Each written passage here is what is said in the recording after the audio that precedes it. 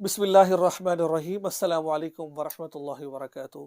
ایک بھائی پوچھتے ہیں بیوی کے ہونٹ چوسنا اور زبان چوسنا اور چوستے وقت اگر لعاب منہ میں چلا جائے تو کیا بیوی حرام ہو جاتی ہے؟ اس کے بارے میں کچھ وضاحت فرما دیجیے۔ دیکھیں، ایک بات ذرا سمجھ لیجیے کہ انسان یہ بیوی آپس میں تعلق قائم کر رہے ہیں، بوسو کنار کر رہے ہیں تو کوئی مسئلہ نہیں ہے، جائز ہے، ٹھیک ہے۔ اور ہونٹوں کا بوسہ لے رہے ہیں، کوئی مسئلہ نہیں، جائز ہے۔ زبان چوس رہے ہیں تو کوئی مسئلہ نہیں، جائز ہے، میاں بیوی ہے۔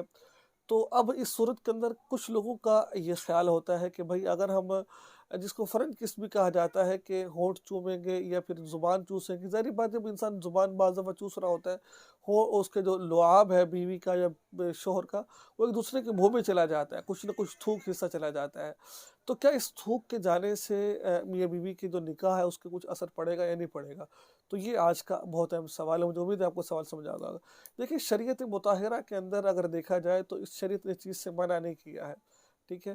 یہ نہیں کہا کہ آپ اگر میاں بیوی ہے استمتاع حاصل کریں، بوسو کنار کریں، کوئی فرق نہیں ہے، ایک دوسرے کے ہونٹوں کا بوسو لیں، زبان چوسیں، کوئی مسئلہ نہیں ہے۔ ہاں، اگر زبان چوستے چوستے اگر اس کے جو لعاب ہے، جو اس کا تھوک ہے، وہ اگر حلق میں چلا جائے یا پھر وہ اس کے حلق میں چلا جائے، اس سے طلاق ہوتی کہ نہیں ہوتی ہے؟ اس سے طلاق نہیں ہوتی ہے، اس سے بیوی حرام نہیں ہوتی ہے، ٹھیک ہے۔ جو لوگ کہہ رہے ہیں ہو جاتی ہے، ایسے نہیں کرنا چاہیے، ایسا کچھ نہیں ہے۔